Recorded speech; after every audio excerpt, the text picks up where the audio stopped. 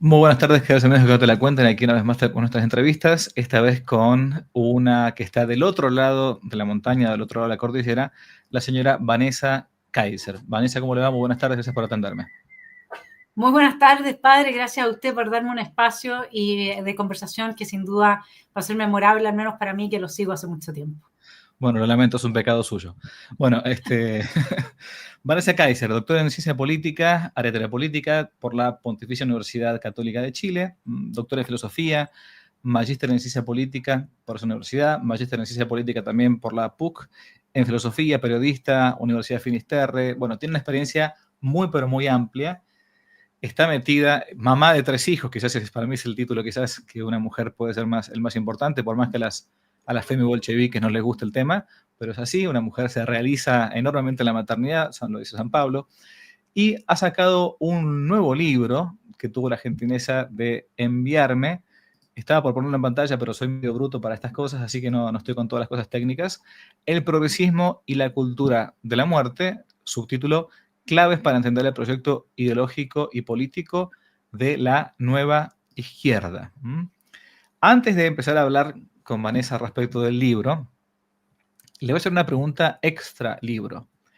Hace más de 20 años me tocó vivir en Chile. Yo viví un año entero en Chile. Poca gente lo sabe esto. En un lugar bastante complejo, que muchos chilenos estoy seguro que nunca han entrado, por cierto, y fue ni más ni menos que en la zona de La Pintana.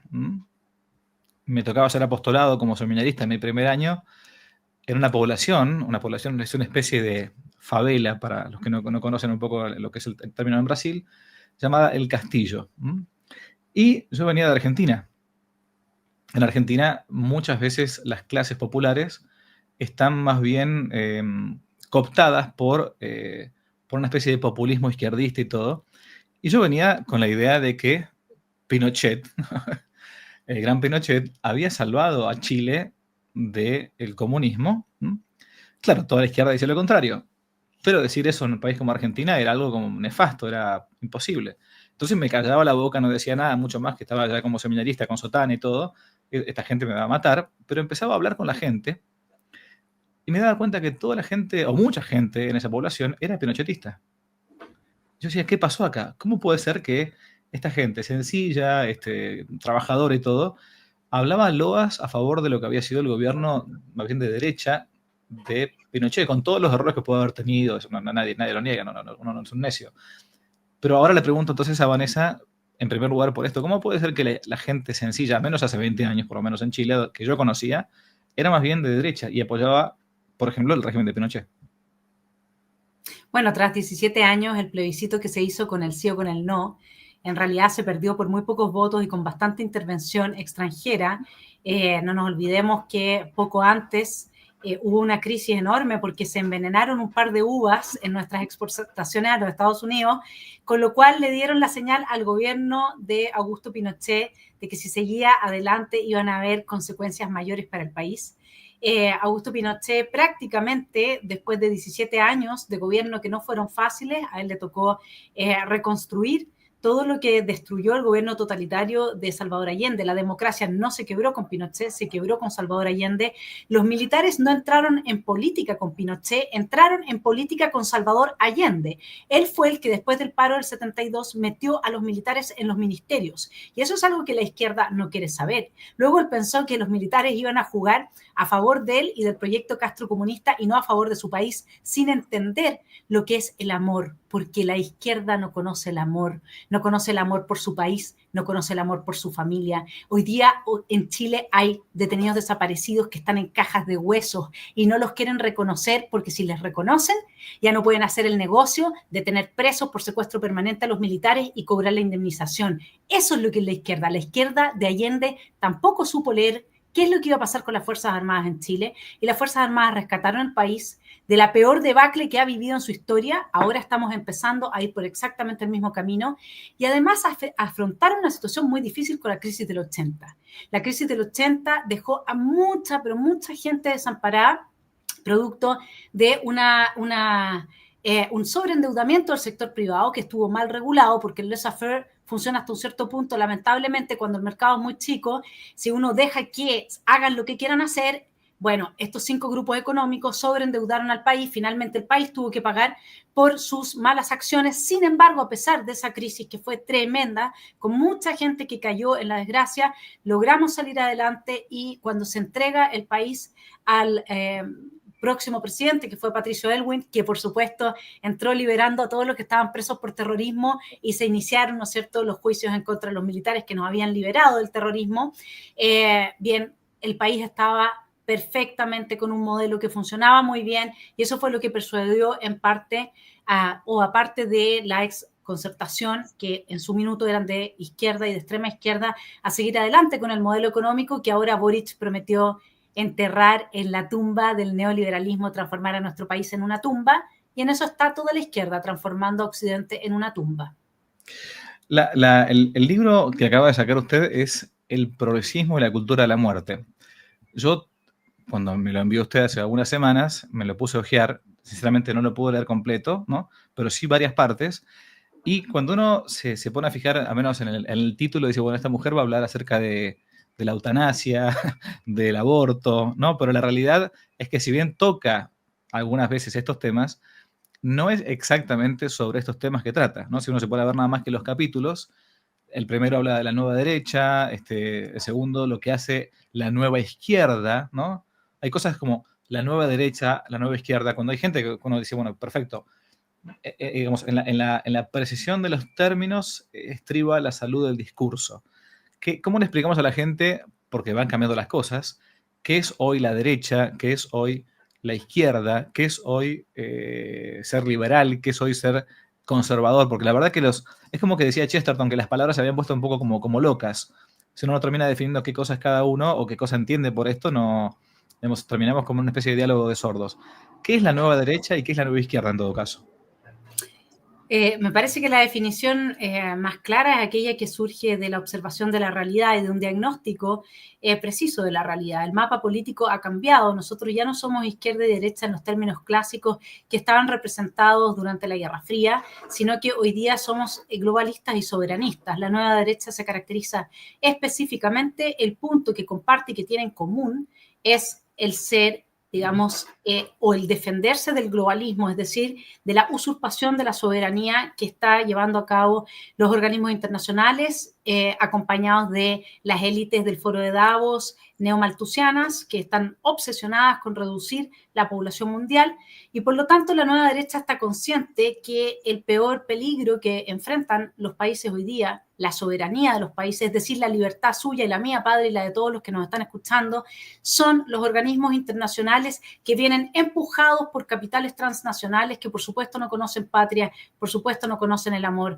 por supuesto no saben lo que es ser conservador, que ahí yo voy justamente con Scruton, que dice que conservador es aquel que ama su mundo, que ama su familia, que ama su forma de vincularse con los demás, y que está dispuesto a luchar por esa patria, por esa familia, por esa estructura valórica en la que se afirma, en nuestro caso cristianos, porque somos cristianos, seamos creyentes o no, los que somos cristianos afirmamos la vida. Y esa afirmación de la vida es la que necesitan destruir. Y para destruirlo, lo que hacen es condicionarnos hacia el corte. Planteo yo en mi libro, que es bastante grueso, padre, sí que estaba bien que en el poco tiempo que le di no lo haya podido leer completo, pero si se fija en la portada está el hombre Vitruvio. El hombre Vitruvio tiene 4 piernas, 4 brazos y su cabeza, y esto representa para mí, en la simbología que trabajé dentro del libro, los 9 vínculos en los que el ser humano afirma la vida. Si cortamos esos 9 vínculos, el ser humano queda en un estado de superfluidad, ahí sigo a Hannah Arendt,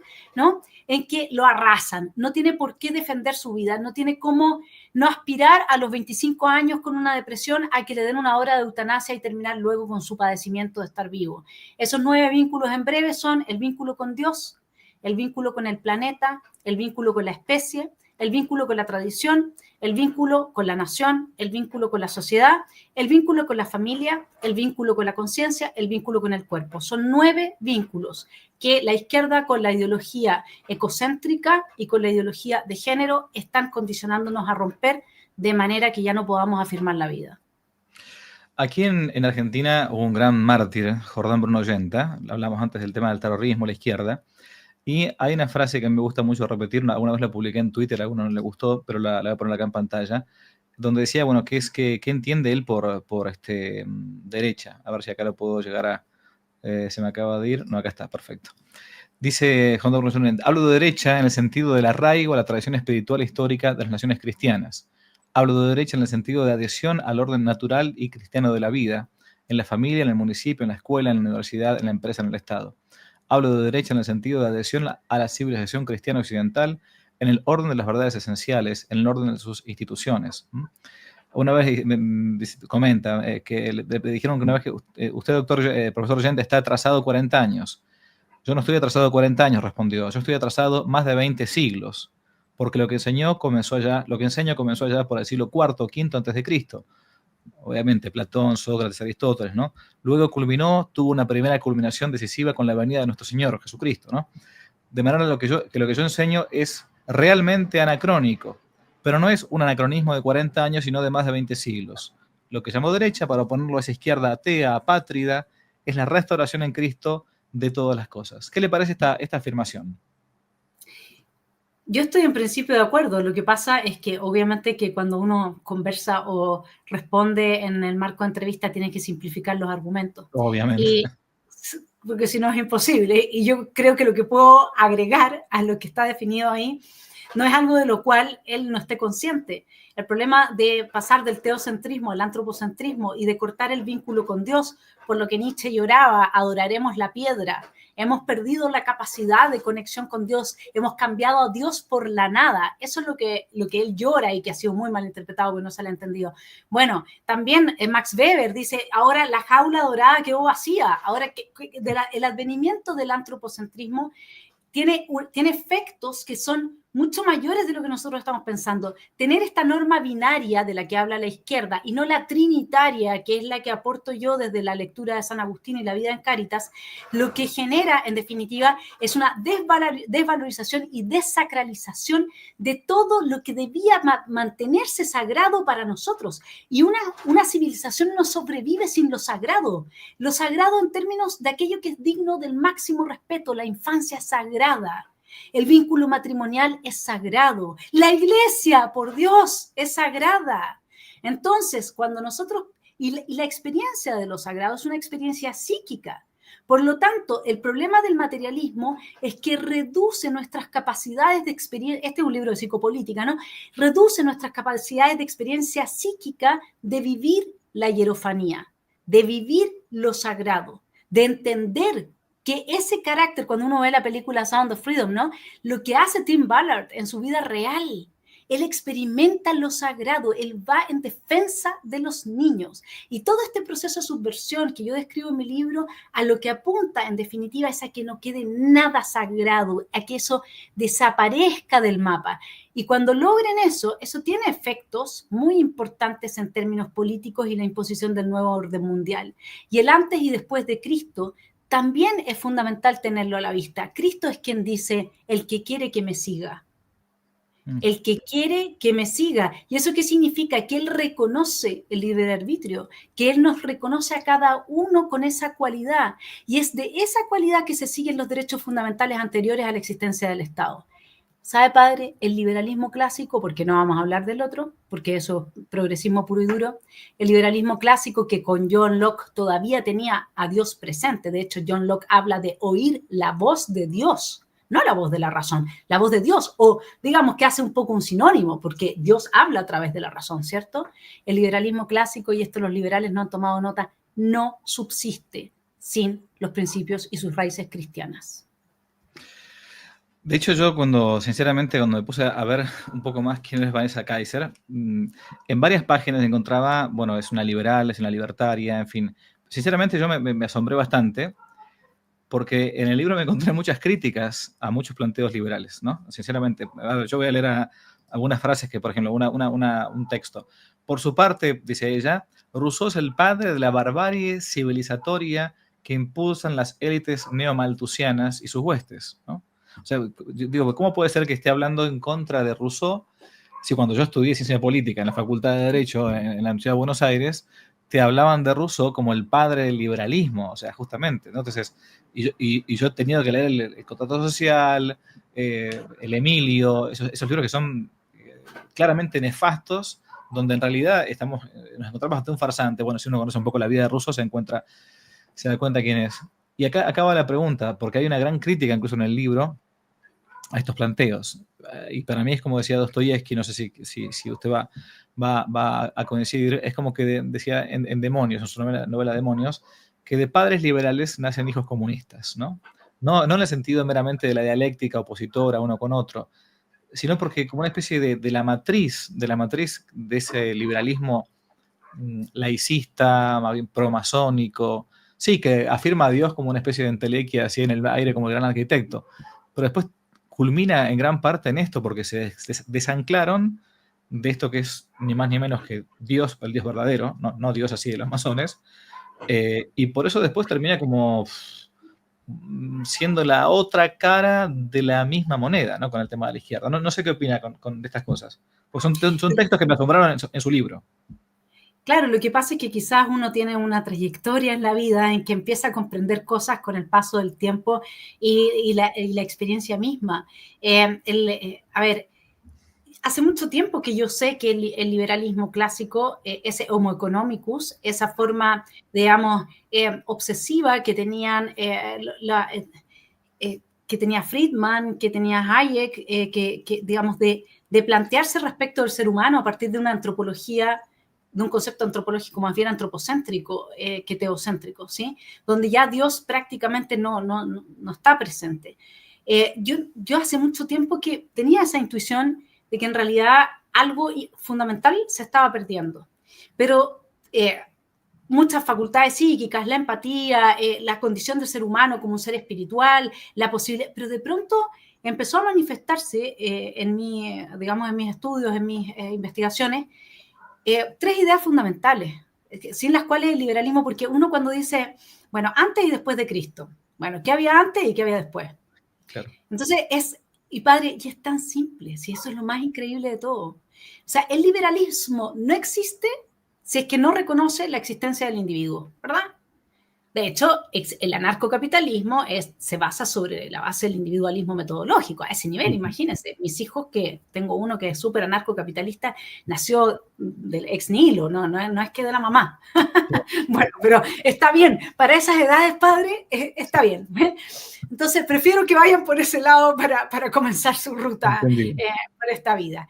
Entonces, ¿sabe qué es lo que pasa? Que si nosotros pensamos qué nos trajo Cristo, yo creo que el liberalismo clásico, el del que hablábamos del segundo tratado del nuevo gobierno civil, cristaliza muy bien el legado de Cristo en el sentido político, pongámoslo así, estrictamente político. Primero, al desechar la tesis de Thomas Hobbes de que el hombre es un lobo para el hombre, porque ese no sería un hombre hecho a imagen y semejanza de Dios, ¿verdad?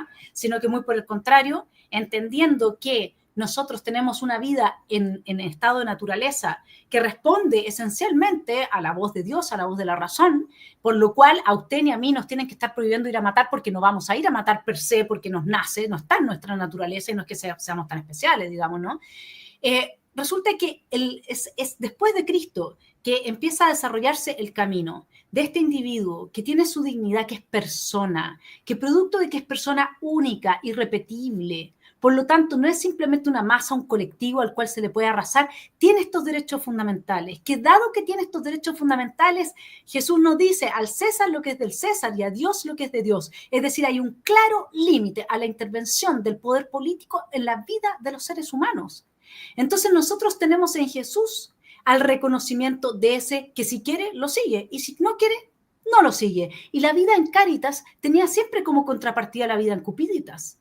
Y era asunto de cada cual, digamos, qué camino iba a tomar, si iba a tomar el camino de la pérdida, la corrupción del ser hasta la pérdida absoluta del ser, que es como quieren ahora que crezcan los niños sin ni siquiera la posibilidad de anclar su ser, de terminar de vivir en su ser, ¿no es cierto?, de realizarlo.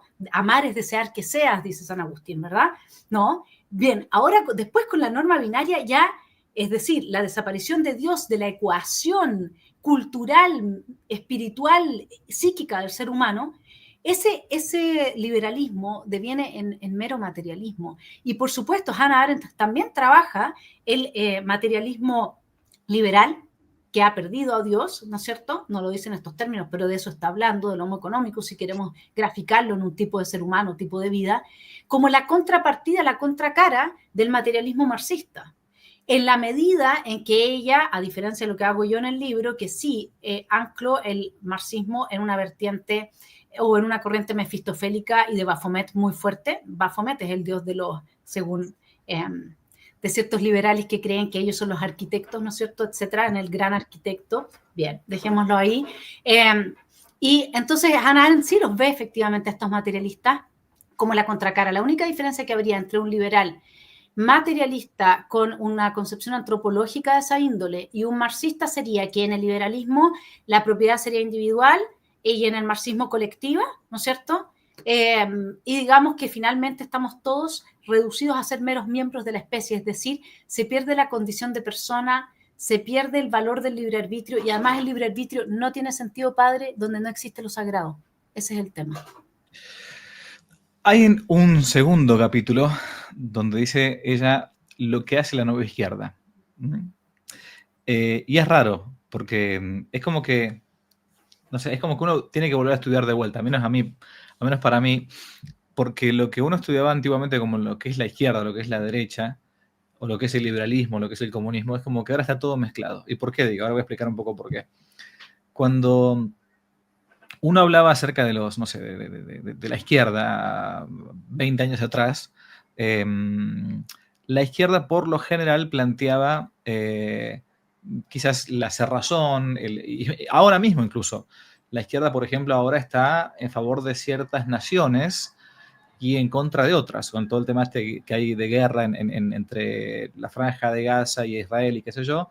Bueno, normalmente la izquierda se ha volcado hacia la nación Palestina y otros hacia el Estado de Israel, ¿no? Pero ahora parece que la izquierda está a favor del globalismo, cuando antiguamente era el liberalismo el que supuestamente estaba a favor del globalismo. Después, el planteo actual del neoecologismo, de todos estos movimientos que uno te quiere hacer comer gusanos y que no comas carne y que salves el planeta y qué sé yo, ahí un poco se me mezclan los cables porque tanto la izquierda como el progresismo liberal también están a favor. Entonces por eso yo digo a veces que yo nunca me defino más que como católico, porque la verdad que no corresponde tampoco a otra cosa, porque aparte el resto son ideologías, son sistemas cerrados de pensamiento independientes de la realidad extramental. Pero ¿cómo puede ser que si usted lo ve, ¿no? Yo no lo veo totalmente, no termino de entenderlo, que se entremezclen las cosas y ese fenómeno llamado progresismo va más allá de la ideología política que uno tenga a nivel de izquierdas o de derechas o liberales o comunistas. No sé si me explico lo que digo. Claro, lo que pasa es que me parece que hay que analizarlo tanto desde la perspectiva de las élites que tienen esta inclinación transhumanista del Homo Deus, caen en el pecado de la soberbia, por algo se habla del orgullo y todo el rato del orgullo, no vaya a ser que el orgullo no es el pecado, ¿no es cierto?, que provocó la expulsión de Lucifer del cielo, digamos. O sea, a ver, yo lo que podría decir es que su definición es una definición muy clara respecto de todo lo demás, porque todo lo demás tiene un carácter explícitamente anticristiano, con o sin estar conscientes de ello. Cuando uno cambia el antropocentrismo, es decir, la norma binaria, por el ecocentrismo. ¿Qué es lo que es la norma binaria? La norma binaria, lo estoy hablando en códigos de la nueva izquierda, obviamente. La norma binaria es que usted, padre, aunque me diga lo contrario, es hombre, y yo, aunque le diga lo contrario, soy mujer. Eso es binario, hombre, mujer, bien, mal, adulto, joven, niño, ¿no es cierto? Animales, ser humano. Eso es inmigrante, el ciudadano ¿no es cierto?, del lugar. Entonces, lo que ellos tratan de hacer a través del cambio de paradigma, desde el paradigma antropocéntrico con su norma binaria al ecocéntrico, es cambiarnos la norma de vida, ¿sí? Condicionarnos a partir de una serie de dispositivos culturales a cambiar la norma binaria por la norma trans. Ahora ya se es transexual, transespecie, transedad, transnacional, etc. ¿Qué es lo que pasa cuando se asume, se encarna psíquicamente esa norma? Que bueno, uno no es nada. Y donde uno no es nada, en conclusión, ¿qué es lo que se sigue? Que uno no puede afirmar la vida, uno no puede tener hijos, porque si uno no es nada, tampoco cómo va a trabajar, cómo va a tener propiedad privada, cómo va a formar familia, cómo va a pertenecer a una iglesia, cómo va a pertenecer a una comunidad. Uno no es nada, ¿sí? Entonces, si yo como mujer me autopercibo hombre y me meto a un grupo de deportistas hombres y digo que por inclusión me tienen que recibir, supongamos que ellos son levantadores de pesas, les destruyo el deporte, como ya hemos visto que ha sucedido, porque yo digo que entre los ganadores tiene que haber una mujer, porque si no, no son inclusivos, ¿sí? Entonces, ¿cuál es el dispositivo que se está usando en ese contexto? El de esquizofrenizar. El esquizofrénico no distingue. Psíquicamente tiene una herida que lo lleva a ser trans todo. Nada es fijo. Todo se va moviendo. Ahora, ¿qué pasa cuando yo no distingo mis padres? Que ese es otro dispositivo, la desedipidización, como le llaman. ¿Sí? Si no distingo mis padres, no distingo mis hermanos, no distingo arriba de abajo, viejo de joven, hombre de mujer, bien de mal, que estoy listo, soy el producto perfecto de la cultura de la muerte. Si yo no amo nada, padre, entonces no tengo por qué resistir a los embates de la vida. Nosotros, porque ahí se han cortado todos los lazos que yo le mencioné anteriormente, en una persona que está bajo ese estado.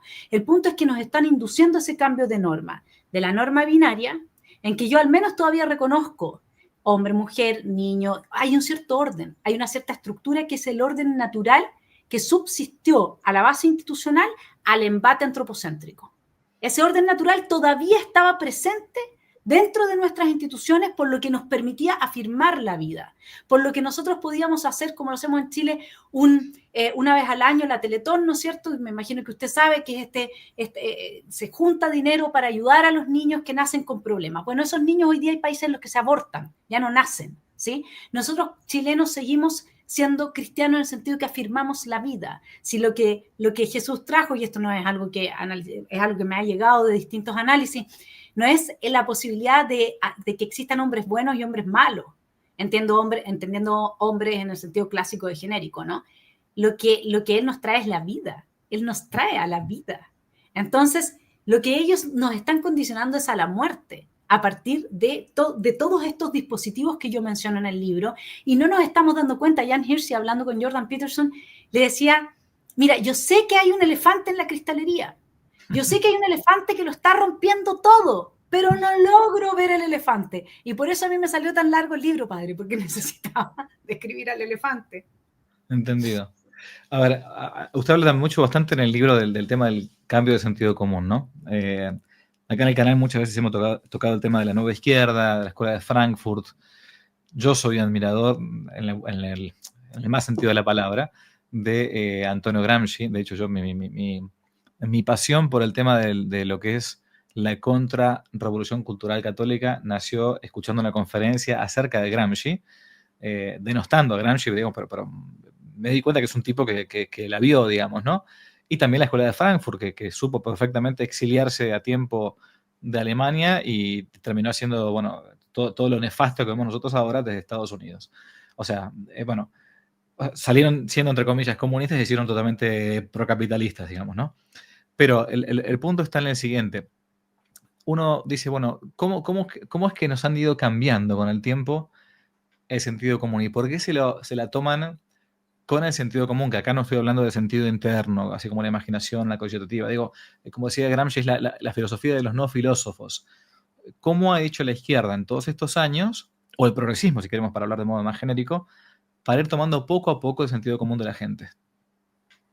Bueno, han usado, por supuesto, por eso es que esto se llama batalla cultural, ¿no? Pero como el artículo que le mandé, yo ya sé hace rato que esto es una guerra espiritual, porque lo que hay a la base, lamentablemente, es este anticristianismo, que anticristianismo es un eufemismo para no decir satanismo, digamos, es así de simple, ¿no? La cultura de la muerte. Yo creo que lo que han hecho fundamentalmente ha sido desacralizar la vida humana. Nosotros, a partir de la Segunda Guerra Mundial en adelante, precisamente ese es el origen de la ONU y antes de la Liga de las Naciones que fracasó. Nosotros tenemos una Carta Fundamental de Derechos Humanos y esa Carta Fundamental que lo tiene solo Occidente. Este Este es un punto muy importante. Solo en Occidente se respetan los derechos fundamentales, el poder político tiene un límite. Por lo tanto, a ver, los cristianos culturales tienen mucho que perder en esta batalla. Yo uso esa categoría porque sí, conozco mucha gente que efectivamente no ha desarrollado, no ha tenido la gracia o no tienen interés, ¿no es cierto?, de tener una vida espiritual o de reconocer en sí mismos los aspectos espirituales que puedan haber y potenciarlo y desarrollarlo, porque todo eso hay que alimentarlo psíquicamente para que se traduzca en la conexión espiritual.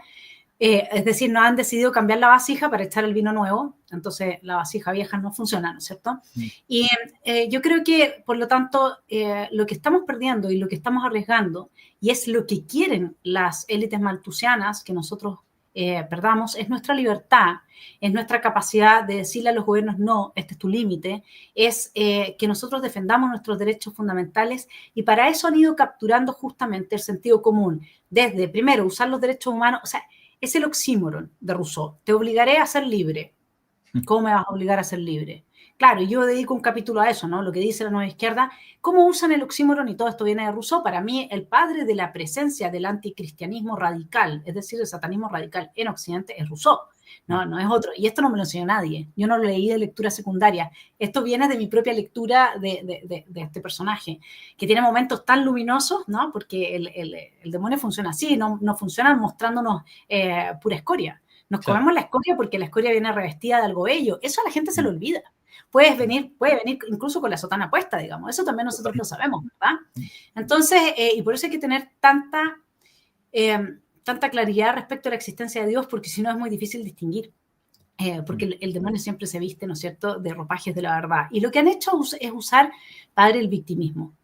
El victimismo está anclado en nuestra cultura. Nietzsche nos advirtió que exacerbar psíquicamente este rasgo nos iba a llevar al derrotero del último hombre, es decir, de aquel que no iba a ser capaz de firmar la vida, ¿sí? Yo sé que hay lecturas muy negativas de Nietzsche, pero yo hice desde Nietzsche la lectura de la psiquis de Jesús, es decir, Jesús como hombre, ¿sí? Es su naturaleza humana, y la verdad es que yo, después de 15 años estudiándolo, me doy cuenta que él hizo un esfuerzo mayor por preservar justamente la cristiandad, y Jaspers está conmigo en el análisis, así que no estoy sola. Bien, no es que sea tan extraña, ¿ok? Entonces, lo que sucede en definitiva es que a través del victimismo, si no hay Dios, primero que todo, cuando uno saca al ser humano, a Dios del centro y pone al ser humano, padre, es que es imposible que no nos decepcionemos. Es que es imposible que no se nos caiga a pedazos la realidad, porque todos tenemos defectos, porque a todos, incluso los que más intentamos hacer el camino, sabemos que estamos tan lejos del camino. ¿Se entiende? Entonces, era obvio que íbamos a pasar de ese homo economicus rápidamente al nihilismo. ¿Y qué es lo que hace el nihilista? Para el nihilista no hay valor. Nada vale nada. La vida no vale nada. No somos polvo, dust in the wind y qué sé yo, y todas esas cuestiones. Y después, si nada vale nada, podemos entrar a despreciarlo todo también, a aborrecerlo todo. Ese paso del nihilismo al aborrecimiento a través de la estética woke, a través de introducir a Carl Schmitt y tensionar todos los antagonismos a través de la polémica que puedan existir dentro de una sociedad, que nos odiemos todos, odia al prójimo como a ti mismo. ¿Qué es lo que hace? Y con eso cierro, padre, la ideología ecocéntrica. No solamente niega a Dios, y por eso es una herejía de parte de quienes dicen ser católicos ir por este camino, porque yo pierdo la fe en Dios cuando le creo a gente que ya viene hace décadas diciendo que nos vamos a congelar, que nos vamos a calentar, no, es Dios el que va a decidir, digamos. Yo no puedo pedirle a un niño que sigue a Greta Thunberg que sea católico, que sea cristiano, que sea creyente. Ese niño necesariamente está seguro de que viene el apocalipsis, comillas, no porque venga la era de Jesús y previamente los 4 jinetes, sino que porque se va a acabar el mundo. ¿Se entiende? Entonces, el que avanza toda esta ideología climática le enseña a los jóvenes que ellos son malos porque al respirar dejan una huella de carbono. Y esos jóvenes ven al prójimo, por eso yo hablaba del corte del vínculo con el planeta y con la especie. Porque yo soy mala para el planeta porque existo, respiro y tuve 3 niños. Claro. Y porque consumo. Pero no solamente yo soy mala para el planeta, todos los demás también son malos para el planeta porque también respiran y dejan una huella de carbono. Y eso es lo que quieren a través de las cuentas bancarias medir según cuánto gasta cada cual para cobrarnos un impuesto a nivel personal. Todo esto tiene bajada, toda esta filosofía que yo le estoy hablando acá, que parece así como una cosa muy, una quimera, ¿no? Tiene una bajada concreta en la Agenda 2030 hasta con indicadores. Si usted que nos está viendo acá no me creen, vayan al ODS número 8 y revisen los indicadores que establecen la medición de la huella por persona, la huella por sociedad, la huella por país de la emisión de CO2. Entonces, y ante eso, impuestos. Y en esto, toda la banca coludía, porque neomalthusianos, con la nueva izquierda, que son los marxistas que perdieron después de la caída del muro.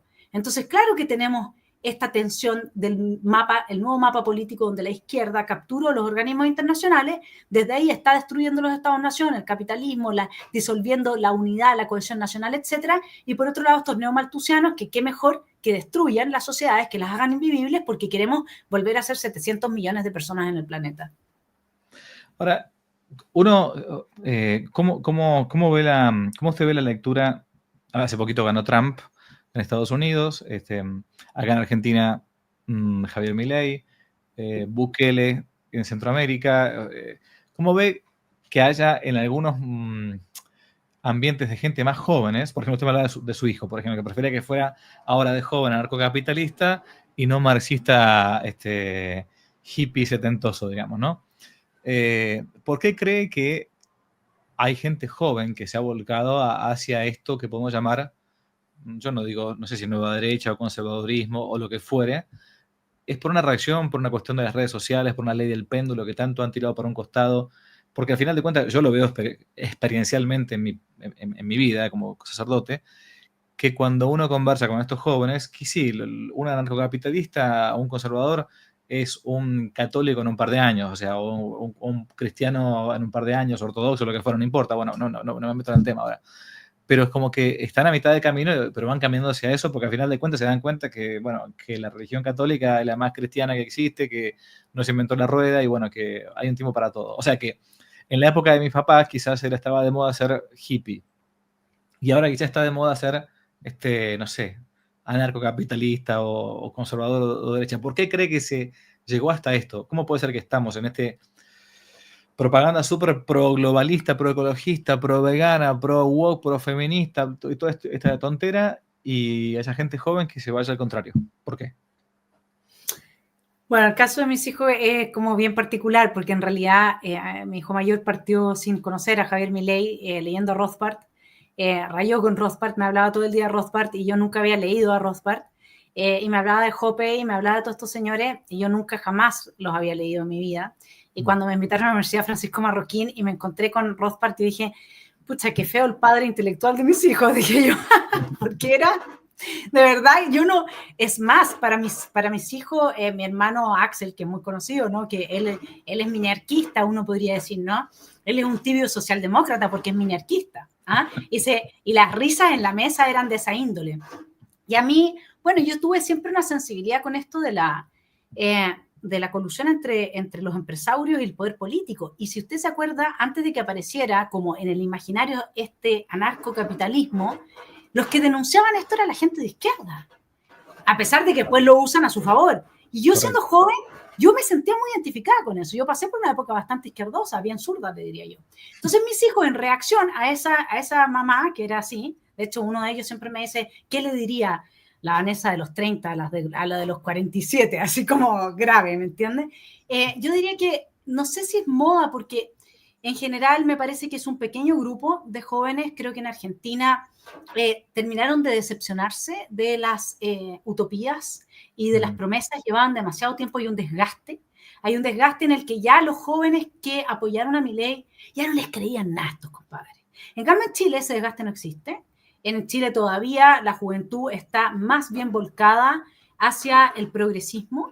En Alemania, en general, o sea, mi hijo mayor con un grupo armaron el Partido Libertario, y en general es muy incipiente, prácticamente no existe, y hoy día acaban de sacar una ley que si uno critica al Estado se puede ir preso en Alemania, lo mismo que si no usa los pronombres que corresponden. Si a mí ahora se me ocurre cambiar de un minuto para otro y decirle que me tiene que tratar como hombre, esto en Alemania recién, ahora ahora hace un mes, y no lo hace, yo lo puedo denunciar y usted se va preso. Eso es lo que acaban de aprobar en Alemania, con eso le digo todo. Y claro, puede ser que vaya avanzando la derecha, pero la verdad es que en la medida en que estos jóvenes no tienen... yo soy profesora universitaria y tengo un instinto maternal que alcanza, digamos, yo creo que para la mitad de Occidente. Por lo tanto, siempre estoy conversando con jóvenes, siempre los recibo muy en mi corazón y a los niños también. Y si usted me pregunta a mí, desde esa realidad psíquica mía, la verdad es que hoy día los jóvenes no son, han perdido la capacidad de formar familia, en su gran mayoría. Es una pequeña minoría de mujeres la que todavía conserva el instinto maternal, a la que no se lo han destruido diciéndole que los hombres son dominadores y opresores. Esta es una guerra psicológica que va destruyendo los instintos naturales de los seres humanos. Es una pequeña minoría de hombres. Piensa usted, mi hijo menor me dice, mamá, mis amigos ya no quieren ir a ver si es a una fiesta, a ver si alguna mujer, digamos, coquetea con ella o qué sé yo. No quieren porque tienen miedo. No quieren porque sienten que inmediatamente los van a acusar de algo, que la microviolencia, que que lo otro. Entonces, yo lo que estoy viendo, de hecho, en el caso de mis hijos que viven en Alemania, hay una tendencia justamente a mirar hacia el este, Polonia, Hungría, los países del este, fundamentalmente. Las mujeres ya no admiran en los hombres la masculinidad fuera de algunos, puede ser que a usted le vaya a dar urticaria lo que voy a decir, pero yo creo que Andrew Tate es un hombre que por lo menos es un gran defensor de la masculinidad en los jóvenes, a su modo, ok, cierto hedonismo tiene, es verdad, pero también está bien mezclado y le está en su proceso, en su camino. ¿Quién es uno para juzgarlo? Sé que sí es un musulmán, pero bueno, esas son otras cosas. Sin embargo, creo que ha sido una buena influencia en ese sentido y que las mujeres en general, como somos más emocionales, estamos, el diseño natural es ese, ¿no? Entonces, realmente si usted lo ve en las encuestas, el wokismo y el feminismo es abrazado principalmente por las mujeres porque nos sentimos frágiles ante el mundo y esa fragilidad se traduce, la han logrado traducir a este victimismo que traíamos, digamos, inserto en un cristianismo que fue capturado por el chandala, diría Nietzsche, es decir, si usted citó a Dostoyevsky, mi autor favorito, así que por el inquisidor, digámoslo así, ¿no? Claro. Ahí nosotros nos entendemos. Fue capturado, digamos, la iglesia en parte importante ha sido desde ya mucho tiempo capturada por el resentido, el chandala, el inquisidor, ¿sí? Que lo sirve a él en minúscula, por así decir. Y eso ha generado que este victimismo se ha ido exacerbando porque es la manera de manipular a la gente. Y las principales, comillas, víctimas de este victimismo somos las mujeres, que nos enseñan que entonces todo lo malo que te pasa es por culpa de que existen hombres. Imagínese, padre, yo tengo 5 hermanos hombres, tengo 3 hijos hombres. O sea, y aquí está la fiera que usted ve, o sea, no hay por dónde, ¿me entiende? Y eso es porque nunca me he creído ese cuento. El cuento, no porque no haya sido difícil, sino que porque nunca me he creído, al contrario, ser madre, como decía usted, a mí me dan pena los hombres que no pueden, porque los hombres no pueden ser madre. Yo sé que pueden ser padre y que es maravilloso, pero ese vínculo de la maternidad, ¿no? Esa crianza, ese gestar al niño. O sea, cuando yo pienso que 72 millones de mujeres al año transforman sus úteros en los cementerios de sus hijos, ¿cómo se sigue adelante? ¿Me entiende? O sea, esta es una guerra psicológica. ¿Qué hace una mujer cuando oye a un bebé llorar y ha abortado a su hijo?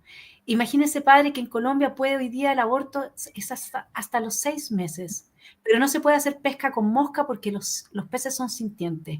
Y yo tengo una sobrina que nació a los 6 meses.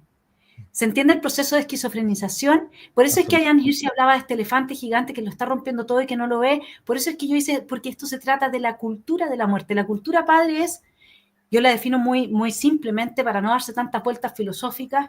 La cultura es el vínculo que tengo conmigo mismo y con el entorno. Y en ese vínculo intermedia Dios, o puede no intermediar. En ese vínculo puede estar el instinto maternal o puede estar el odio hacia los hombres porque así me lo enseñaron. Imagínense, padre, con esto cierro, un alcalde chileno que dice ser muy católico. Y aquí es donde uno realmente se impacta, porque el problema está entre nosotros también. un alcalde católico trajo unos robots, unos bebés robots, y se los pasó a niñitas de 13 años, de 12 años, para que se hicieran cargo. Los bebés robots, obviamente, que lloraban toda la noche, que no paraban de gritar, y las niñitas entonces quedaron con un trauma psicológico. Porque si no fuese porque uno ve a su bebé y es su hijo, y llega a tal extremo esto, padre, que cuando en Chile antes se producían problemas de que se intercambiaban guaguas recién nacidas, bebés recién nacidos, las mamás se daban cuenta después de una semana que no era su bebé. Así de sabia es la naturaleza. Y había noticias en que se devolvieron los bebés que habían estado equivocados y las dos mamás se habían dado cuenta. Este no es mi bebé, imagínense. Imagínense lo que es reemplazar la demanda de un recién nacido, que es el hijo de uno, por un robot, pero con la misma exigencia, a una niñita de 12 años. Obviamente que con eso destruimos en ella el deseo de ser madre y de dar vida. Y eso es todo lo que ellos pueden hacer. ¿Por qué es tan feo y tan asqueroso el wokismo, padre? Porque nos lleva a detestar al prójimo. ¿Quién podría, en su sano juicio, amar a un ser humano que es su prójimo? Yo sé que Jesús habla al buen samaritano, pero extendámoslo al sermón de la montaña, que es su prójimo y que está haciendo ese tipo de exhibicionismo delante de niños. ¿Quién podría amar a ese prójimo? ¿Se entiende cómo nos están destruyendo por dentro? Totalmente. Es parte del mundo que nos toca vivir. Pero así todo, bueno, por lo menos yo siempre lo digo, es el mejor momento. Porque si Dios nos hubiese querido poner en otra época de la historia, como dice la Escritura, lo hace todo con peso, número y medida. Así que no se le escapó tampoco hacernos vivir en este tiempo. Vanessa, muchísimas gracias por el tiempo, ¿no? Vanessa Kaiser, El progresismo y la cultura de la muerte, el último de sus libros, su título, Claves para entender el proyecto ideológico y político de la nueva izquierda. Primera vez que estamos en Que no te la cuenten. Espero que no sea la última, Vanessa. Por supuesto que no, padre. Yo también lo voy a convidar a mi canal para que conversemos de temas que yo sé que usted maneja mucho mejor que yo. El libro va a estar disponible, yo creo que desde la próxima semana, de forma electrónica, o sea, digital, y de ahí ya sigo avanzando con editorial en Argentina, editorial afuera, y la chilena, que ya lo tiene acá, por si es que alguien viaja a Chile y lo quiere conseguir, es Editorial Conservadora. Así es que ahí está el elefante. Excelente. Dios los bendiga mucho y que no te la cuenten. Si les gustó el video, aparte de suscribirse, activar la campanita y comentar, en la descripción de este video se van a encontrar con el link de la plataforma Patreon, un modo concreto de apoyar este apostolado que intenta hacer una contrarrevolución cultural y espiritual. Dios los bendiga y que no te la cuenten.